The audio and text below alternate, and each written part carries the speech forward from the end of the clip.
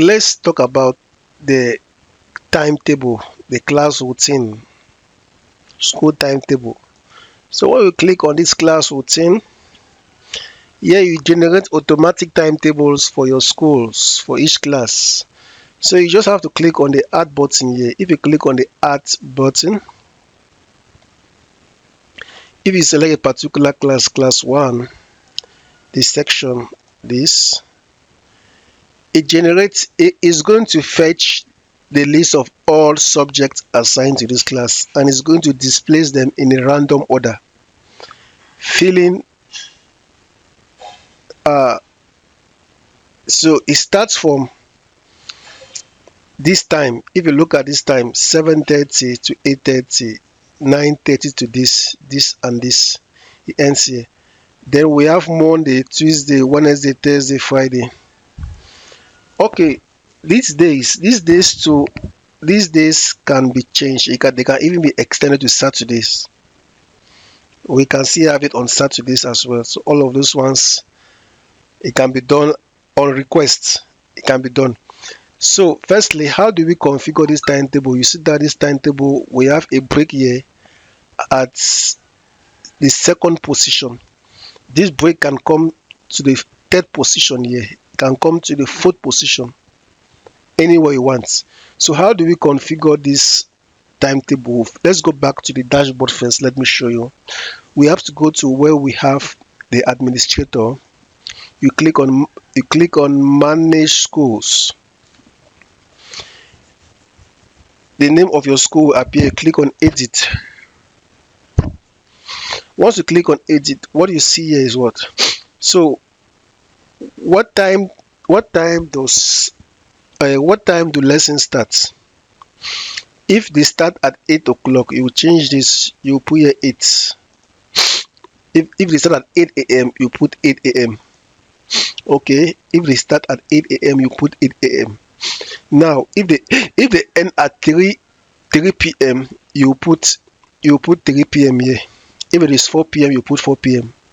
The number of periods per day, if it is 7 periods, if it is 6 periods, once you put here, it is going to divide. It will do its own calculation. It will divide the time from this. It will divide by 7. It's going to determine the duration of each period. Because normally, I think each subject they have the same periods, right? They have the same duration. So depending on what you put here, if you have but 8 periods, just make sure you define it here. If classes start at 8 a.m. till 3:30, if you put 3:30 here, it knows how it will calculate itself. It will divide the interval by 7 or 8, then it is going to determine the duration for each period. The break duration, the break is for how long? How many minutes? Is it 10 minutes, 15 minutes? You define it. The break position, it means at the first period is the first position. The second period is the second position. The third period is the third position. So if you put break on position 3, it means break is going to come after period 2. It means after the second period, we are going to have break. If you put break here as 5, it means after the fourth period, we are going to have break. Now you can put breaks in multiple locations. You can put a comma here. It means you can have a break after the second period and a break after the fifth period. It means you have a break here. After the second period, you have a break. Then after the fifth period, you have a break. So that is how you do it. So let's go back now to our report cards. To our timetable. Class routine, class there. So what we take at, we take class 1, we take that. It gives us a timetable automatically.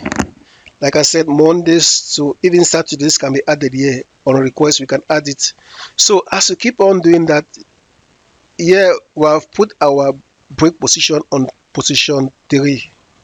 So if If these first two periods, if they are both mathematics, you just click on this button, you just change back, you put back mathematics, so that the first two periods are both mathematics. You apply.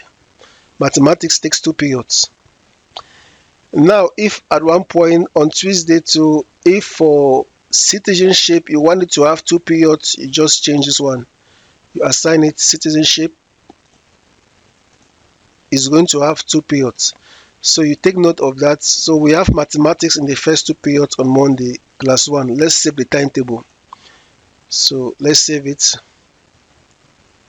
So once it is saved, this is the saved timetable. We know that we have mathematics in the first 2 periods. So whenever we come to the timetable tab, we just have to filter the class. If we go to this other class, it should be empty. There will be nothing there, I'm sure. Or if it has been saved, it will appear.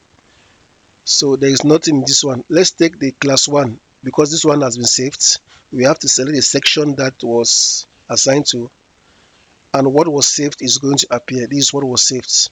We give citizenship this and this. So this is just how you manage your timetable. And one that is done now, you can print. You can fully print your timetable.